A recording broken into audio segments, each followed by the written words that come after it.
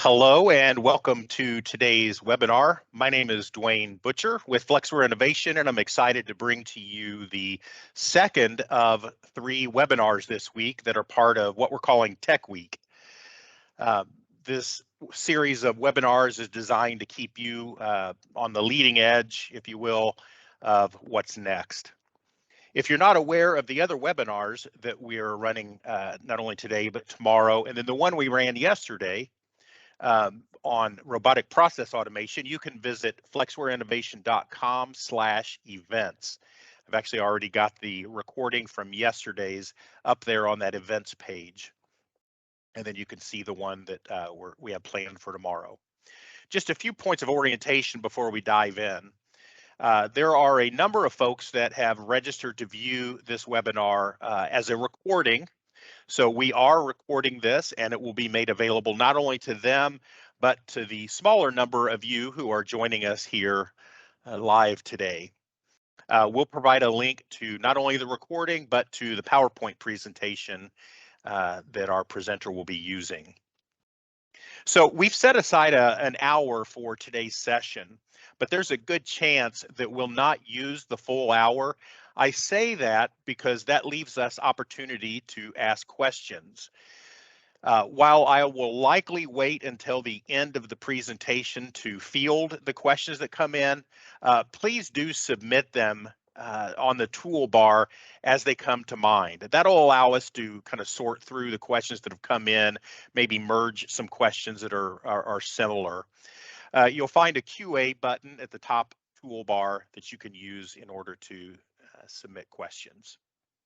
So for now, let me briefly introduce our presenter today, Sasha Reisner. Sasha brings a long history of business intelligence experience both in healthcare and in manufacturing organizations. She currently serves on Flexware's business intelligence team. Sasha is a Microsoft certified Power BI data analyst, along with several other certifications, Sasha, which I won't go through the list right now. But with that brief introduction, Sasha, I think I'll go ahead and turn it over to you. Thanks for being here. Yeah, thank you. Thanks for having me. And yeah, this will be a fun series for us to go through this week. I like the spin on Shark Week. So hopefully everybody will find something useful out of each one of these presentations that they can use. Yeah, today I'm going to be talking about Business Intelligence 101. So whether you are new to BI or you've been doing it for years, I really hope that something in this presentation you learn today. So just to get started, yeah, a little bit about me. I'm not going to really go through all that because Dwayne just did, but few years of experience there, and I've got a few certifications. So moving on. Right now we're in this wave or ocean of data. There is an explosion in the amount of data that's being captured. Maybe your organization has a data lake, maybe they've got a data warehouse, maybe they don't have any of the above. Maybe some of your team is relying on some gut instincts. And what business intelligence and what I'm going to go through today is going to help organize that and those thoughts and that information a bit more for you so that it's no longer in somebody's head and you're no longer having to rely on your gut instincts. You can rely on some more data-driven decisions.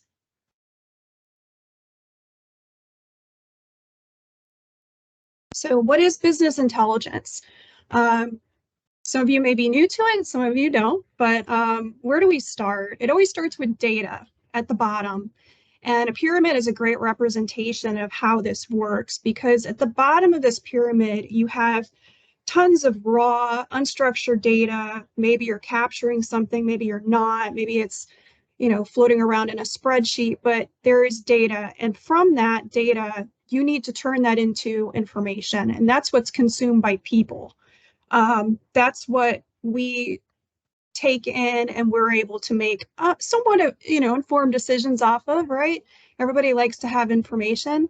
But to use an analogy here, I have this stoplight, and in the analogy of you approaching a stoplight at an intersection, that data would be that there's red, there's a red light.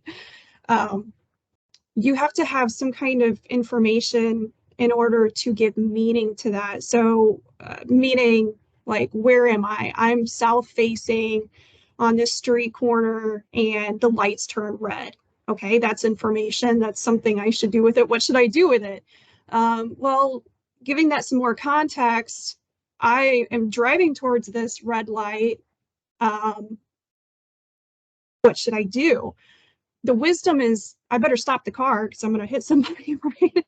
So that's that wisdom layer at the top. And that's what we're all striving for with business intelligence, is to get you from data to wisdom. Another word for this is the DIKW pyramid. So how do we get there? We kind of have this analogy in this last slide that was regarding, stoplight and what you should do. But how do I apply this in a business sense? How do I apply this to your business? How do we move towards that intelligence layer in business intelligence? And there's a lot of different theories on that. I'm going to go through this Garner ascendiary model, which is also known as the Garner maturity ladder. And it really puts some information, it really defines what each of one of these layers is. So picture that as a ladder that you are crawling up, hopefully running, or maybe not because you might trip. You're going to move from like hindsight, which is maybe descriptive, and like what happened, which is a lot of where a lot of companies reside right now, is, you're looking at the historical perspective of what already happened. Maybe some more of the diagnostic, which you can use the historical data in order to determine why that happened. Maybe a machine went down and you want to know why, and there was something that was wrong with a copper or something broke. So that is your why, but you're relying off what already happened in the past. So as you move up this ladder, you're moving more towards being able to make those wisdom-based decisions and not just, rely off the raw data itself. So you're going to move from historical to future. And what that means is more forecasting, more predictive. What is going to happen before it happens? We all want to know, be able to predict the future, or maybe some of us don't, but it would be a really cool superhero trait to have, is being able to predict the future. So predictive is, a forecasted number they used in a lot of accounting systems. They want to forecast what budget would be, your forecast what, your revenue is going to be for an upcoming year. Prescriptive is going to be, how can we make that happen? What kind of changes can we do now that will adjust our outcome? And this is, again, future. You can use some of that historical data in order to do the predictive and prescriptive, but it is more of a future projecting number. And it's a bit different than, your typical descriptive or diagnostic reporting. One step further is a closed loop, which moves from descriptive to prescriptive. So being able to make that decision at the point of, maybe we know this machine's going to go down, we're going to stop it now, and we're going to go ahead and do something about it right now. Or maybe we know it's going to go down in 2 weeks, so we go ahead and take it down now, and we can schedule it on a weekend, and it's not, Thanksgiving vacation, and we can take our time in order to fix it.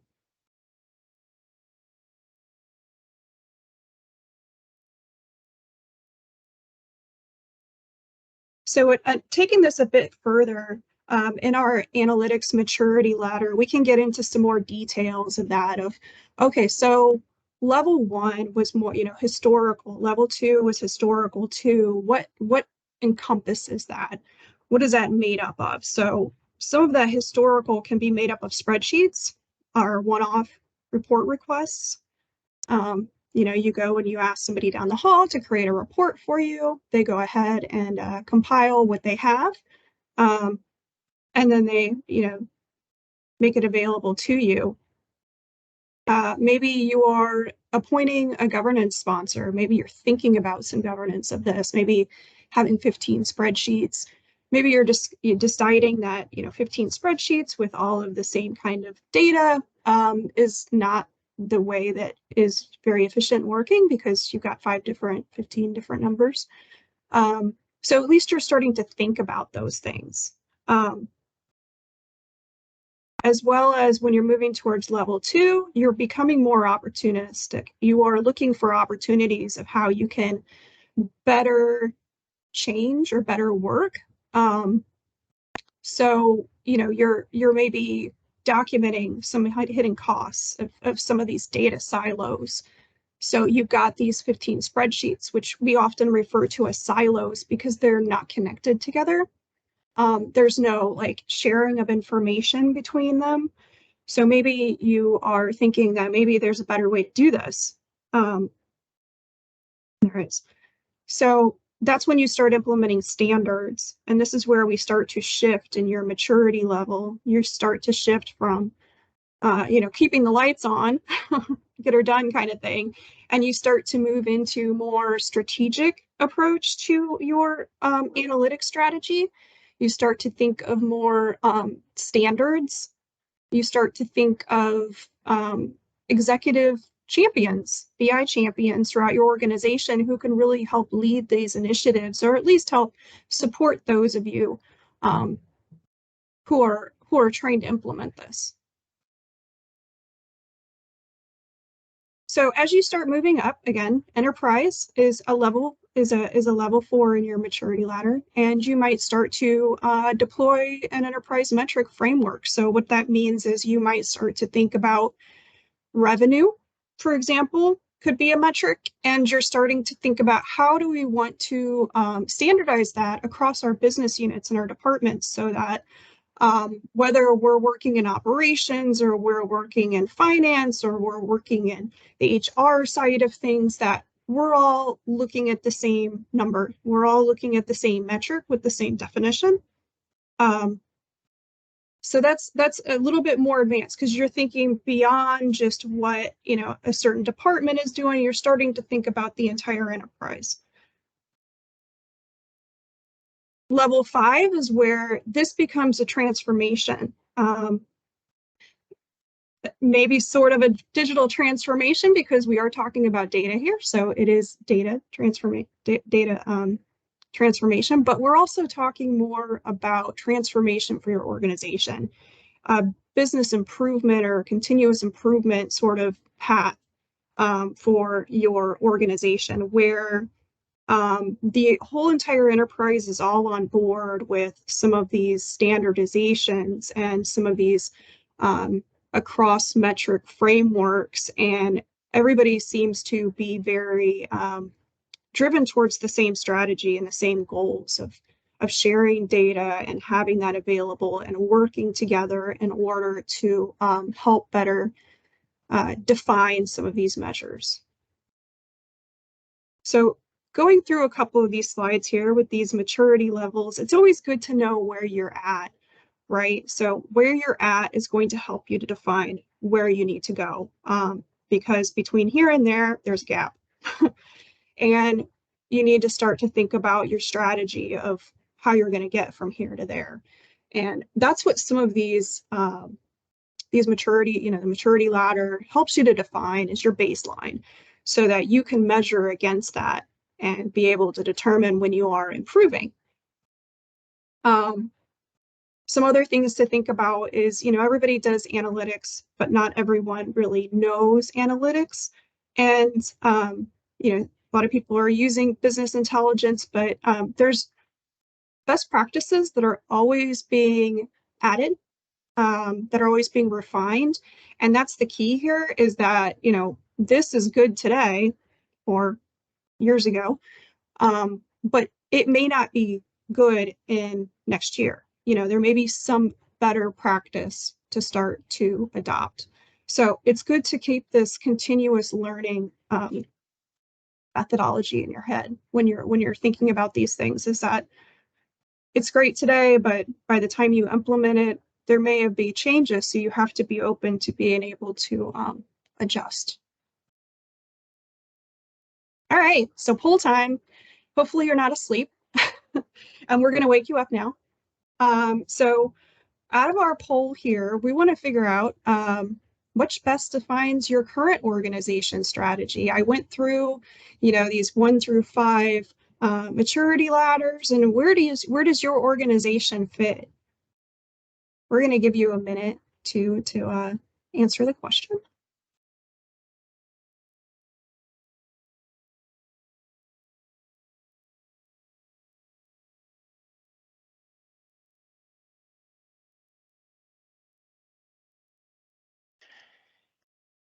Hey, Sasha, while some of the votes are coming in, I'm curious on that previous slide, where do you say the majority of companies would fall? Just curious from your observations. I've worked with companies at all levels of this, and I would say that what I'm discovering is the most forward thinking, the most advanced, the most I don't want to say the most successful because that's relative, but like, the companies that I've worked with that are on level 4 or 5 are the minority. They're definitely the minority. I would say 1 or 2, maybe 3. A lot of times, though, we're getting projects where there is no data warehouse or data lake yet. So a lot of the projects we're working on are, helping to define this out and build out what that strategy looks like. Okay, well, thank you. So I'm assuming you can see the poll results there. Let me know when you're finished looking at those and I'll close it out. Yeah, that's super cool. I like the way I can watch it adjust. See, we're using data here. It's exciting.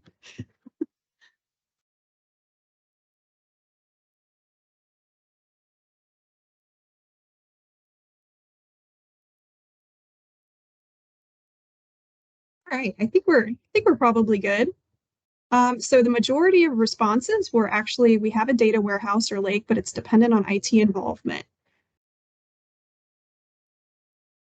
The second one is each department compiles their own reports and data with no enterprise visibility.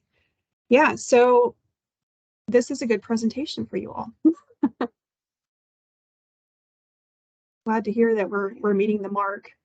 All right, so back to where we were. What does that mean? All right, so where you want to be, where do we want to, how do we go from one-off insights to enterprise-wide transformation? How do we get there?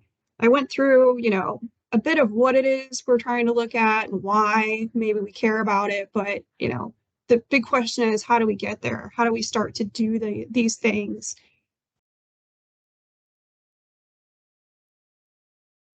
And more importantly, who benefits from it? So who's going to benefit from us changing from, having these different data silos or maybe having this data lake, but switching over to an analytic strategy?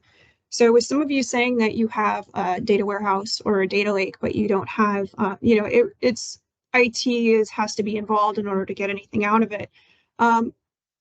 Maybe your goal needs to be moving towards more of a self-service model. And what I mean by that is adjusting, shifting the responsibilities of that report development off on some power users. So instead of IT, which tends to absorb a lot of the infrastructure and development, but IT can also develop these tools so that they can be consumed and be able to be interpreted by power users. And that frees IT in order to do other things. They could work on some other initiatives. So those decision makers would be the ones who are now creating those reports. They're going to be the ones that can build and adjust. They're going to be their subject matter experts too. They're the ones that know the business and that they know which measures they want to look at, and they have a good idea of how to calculate those. It really empowers those decision makers to go out and get their data, be able to present it in the way that they want to, and be able to own that. So it becomes a joint strategy between decision makers, IT, and all of the business, to really work together to define the strategy, and all really have a lot of buy-in and ownership over that.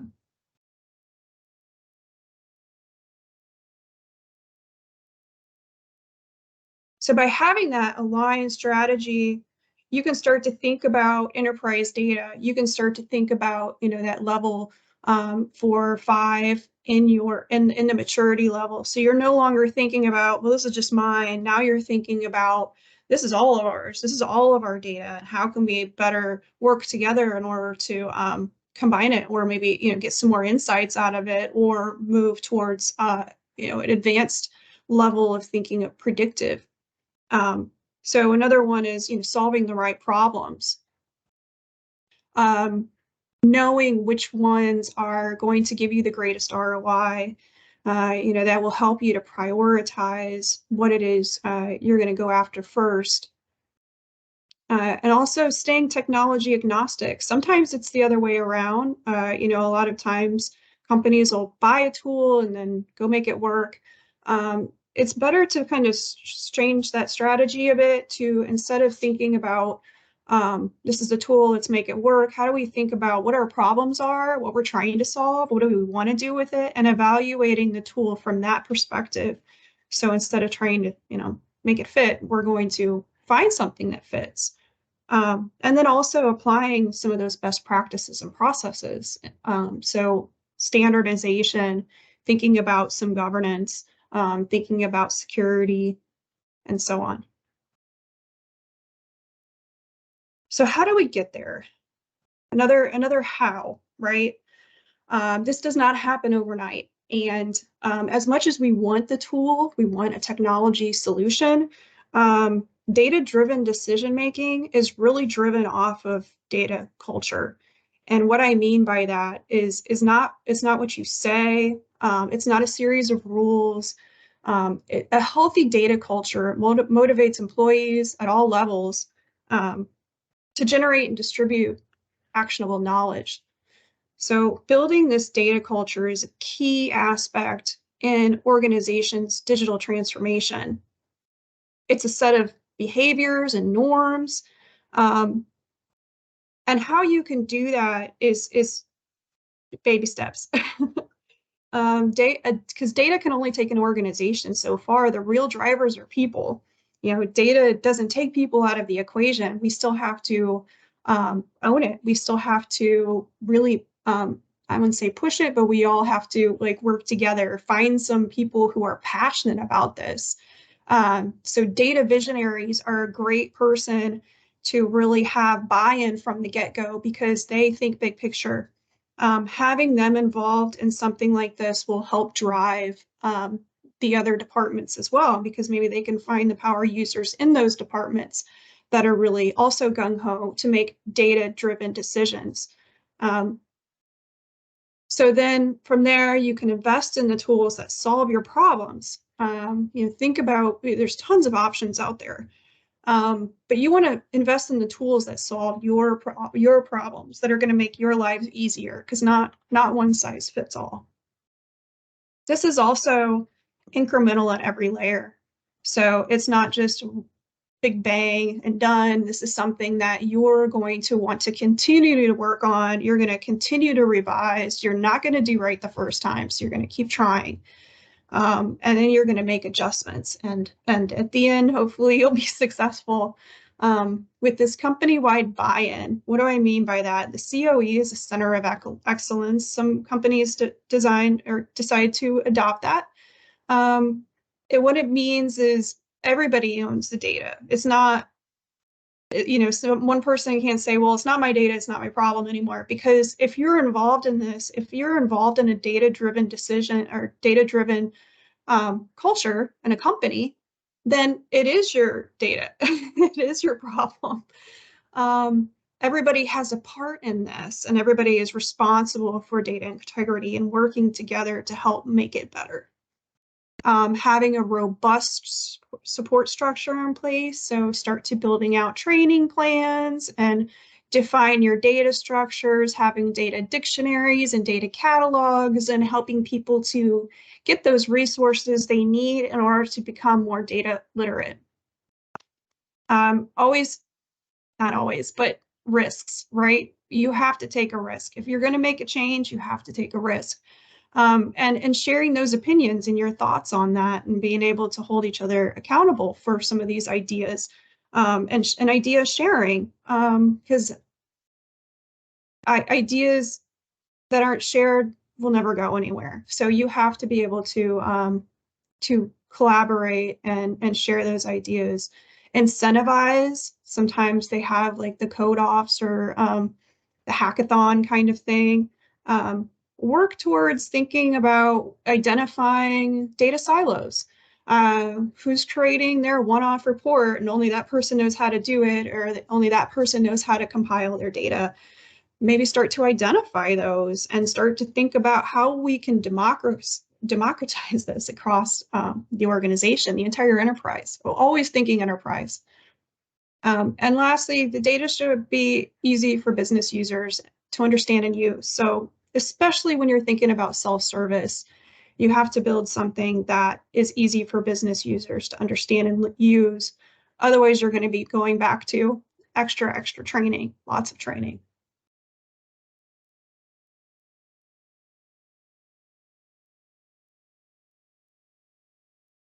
So this continuous improvement cycle, what does this look like? How do we implement something that is constantly evolving and changing? What does that look like from a business intelligence standpoint? Or a data science standpoint. This example here is regarding data science because we were talking about a data model and clustering, but it can be used for anything in business intelligence because you're going to have to capture data somehow. So starting in that upper left corner, we capture, then we start to maintain. So we can maintain that. We're cleaning it, we're staging it, we're processing it in a data warehouse. That's your data architecture. That is the all-encompassing view. Then we need to process that. So either we're going to do some data mining or data modeling, or clustering with some more advanced MI or AI tools. Then we're going to analyze that. So that's where we start to build in some predictive analytics, possibly. So that's when you start getting to the more future thinking, and then communicate that. So this is what I found, right? This is the visualization. It's your Power BI layer or Tableau or whatever tool you're using in order to visualize that. But you have a theory, you start to analyze it. Is it right? Is it not right? We start from the drawing board. All right, maybe we didn't have the data that we needed. Maybe we didn't capture everything that we needed that was a factor in this particular metric in order to determine. So we have to go back to the drawing board and start to capture more.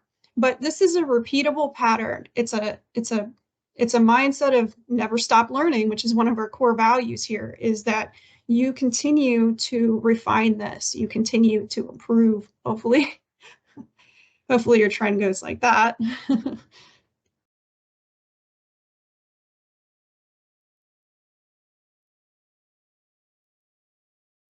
So what do you do when you got so many options out there? These are just a few of the options that we work with at Flexware.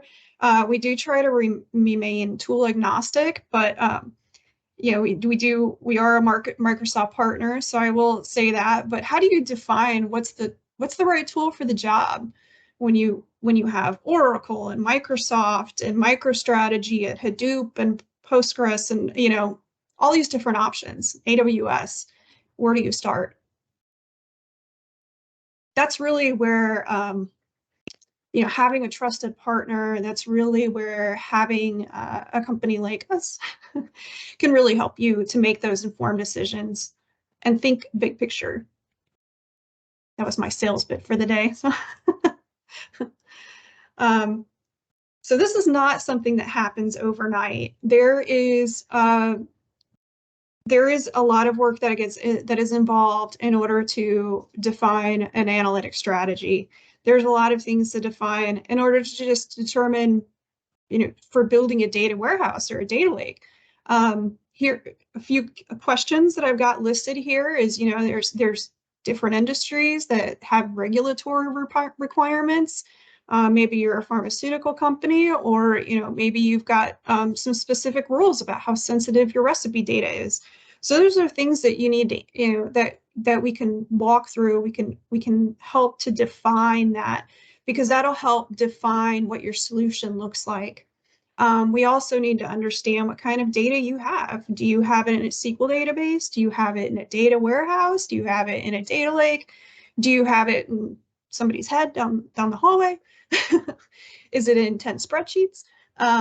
Is it in a historian? And what do we need to do with that? Are we talking about, when we're talking about a time series database, do we need to summarize it? Do we only get certain types of data or certain, categories of data out of that system? How much data is there? What's the volume? That's huge when you're talking about some of these solutions, because some of them are defined as, like smaller organizations, and then we're talking like smaller data sets, and then we're talking huge, big data. And when you're working with these sorts of things, the data prep must be intentional. I can't stress this enough, because like I said, this is not something that you just turn on overnight. As much as we want to do that, that's not a best practice either. And you have to prepare the data. More than likely, your data is not exactly clean. Maybe there's duplicates. Maybe it's in 5 systems. We often uncover that when we're working with these customers, is that, well, they have the data, but it's in 5 different systems, and they're reporting it. 5 different people are reporting that. So we have to come to a consensus of saying, all right, which one is going to be our correct source? Or are we going to merge them all together? Because we do that too. We bring all those systems together and allow that to all be reported. That is a lion's share of the work there, though, this data prep. If we all had perfect data, we wouldn't have to worry about wouldn't have to worry about any of this. So for an example, there's some processes that we use, and everybody in BI uses this. So they refer to ELT, extract, transform, and load, or maybe extract, load, and transform. There's different reasons for using these different methodologies, but a lot of it comes down to these 5 C's in preparing your data. And I'm going into this because it is a bulk of the work in business intelligence, is preparing your data so that you can report on it. And that means it's clean, consistent, conformed, current, and comprehensive. You may have the best data in the world, it's all clean, but is it current? No, it's from last month, and you need it more real time, or you need something that allows you to be able to view what's going on, perhaps an hour after it happened, 10 minutes after it happened, something to that effect, because you're working towards more advanced analytics with predictive.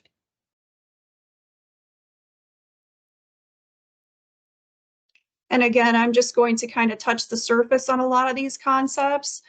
We could go into this for days, but we don't have the time for that. You guys are going to listen to me for days talking about this. So we're just going to kind of lightly scratch the surface here so that you are at least informed. So what does one of these solutions look like? I'm just going to throw out this one at first. This is one of our big data streaming analytics reference architectures.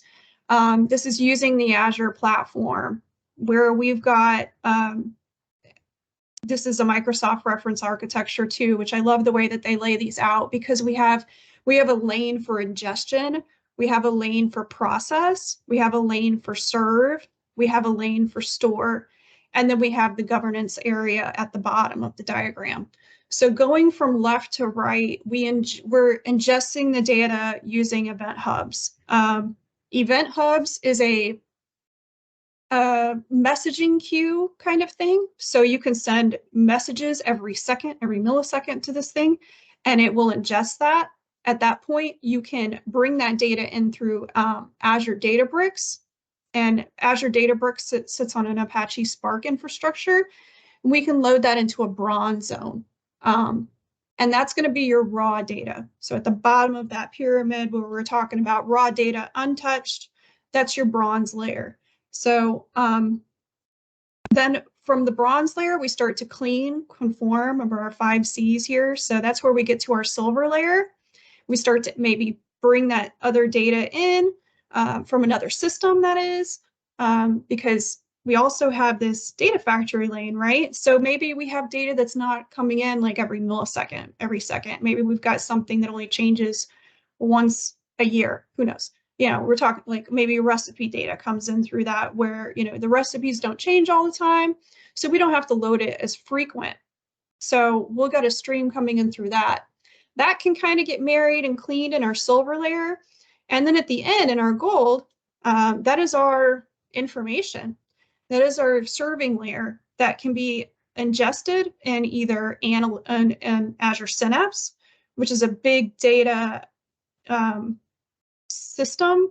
It allows for transformations. It allows for a SQL database. You can store it relationally.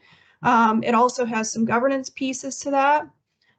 You can also ingest that in, so in the gold layer, you can also ingest that you can direct that in Power BI. It doesn't have that going there, but you can skip that Azure Databricks SQL Analytics layer. But you can serve that up in Power BI. It can also be consumed in an Azure machine learning model. So when we're talking about something like anomaly detection, like we're talking about machine data that's constantly picking up these set points and these different tag values, you can perhaps set an anomaly detection model on top of that to try to predict maybe what's going to happen, maybe predict it before it goes down. And then at the bottom, we've got our governance layer. So that's where we're talking about Azure Purview, which is a data cataloging and governance solution. We got Azure DevOps, and that's a part of our people process technology layer. We use that extensively for version control, but also for project management with our sprint boards. Azure Key Vault to keep our keys and secure, and also basically anything you want to encrypt in there, you can throw into Key Vault. Of course, we use a lot of Azure Active Directory that ties it all together with a clean security model where you're not passing passwords around and all of that. And then, Azure's got the built-in cost management and billing features, which are pretty detailed. So on contrast, that's a big data, big analytics solution where you're talking about real time. This is a smaller one. So maybe for a smaller business, you're also wanting to do maybe some IoT devices or something. So that can also get streamed in through Event Hubs. Maybe you've got some more financial analytics that you want to start to work with. You want to start with your financial business, accounting system. So you want to try to marry that together. We can load that in through an Azure Synapse pipeline, dump that in also into a data lake there, have that also, split that off. We have it in the data lake. We can also have that in a relational database. So if somebody wanted to query it, they can. We can also use some serverless SQL pools in order to read that data out of the data lake and load that into Synapse for your analytics. And then on the right, you can consume that in a Power App or Dynamics or Power BI. You can use it in custom developed function apps, logic apps, and web apps. There's a lot of different ways to put this all together, and it all depends on your business problem, your needs, how much data, the volume of data, frequency of data, all of those questions that I spoke through in an earlier slide. Those are all the things that you want to try to consider as you start thinking through how you want to move towards an analytics strategy as opposed to get it done. So I've covered a lot, and I want to really leave this open for you guys to ask questions. Sasha, thank you. First of all, looking at those previous two diagrams, it clearly business intelligence is more than simply finding a report in whatever tool you happen to use and printing a report. There is a lot that goes into this. So thanks for helping to at least frame the complexity of what true business intelligence means.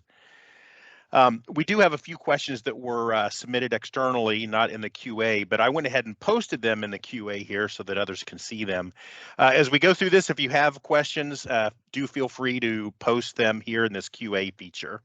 So let me start off with this one, and some of these may have been answered in part, Sasha, but I'll go ahead and ask this first one. If my company starts today, am I ahead of the curve of most manufacturers? Starts to adopt like a data analytics strategy. Yes. I wouldn't say they're ahead of the curve. It all depends on your organization. I mean, for a smaller organization where maybe you've got one line going, you might be keeping up with the Joneses. But if you're trying to compete with like, you know, a national company or an international company, you're definitely behind the curve. Yeah. Another question, how do you keep your system scalable and up to date with the latest technologies without having to redesign every couple of years?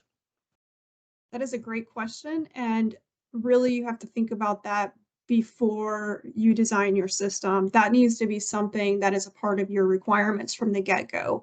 Is this system's going to be scalable?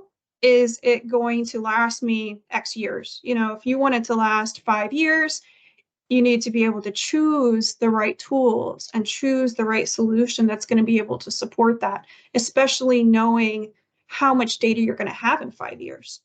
I mean, that's a great forecaster right there. Is just like, how much data do I have? How fast does it grow? What am I going to have in 5 years? That's really going to help you to plan ahead so that you can have something that will last you longer than today.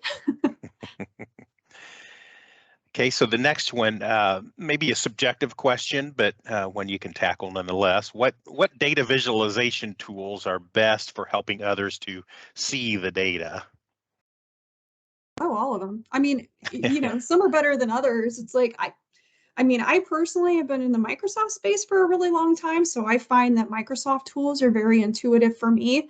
You know, the layouts, the menus, the options, like where to find things tends to be very intuitive for me because Microsoft kind of makes it consistent. But then there's other people who really like Tableau. There's other people who really like ClickView. There's some people who like Seek. You know, it's all up to what you're most comfortable with. Just don't use Excel. Okay, I'm kidding.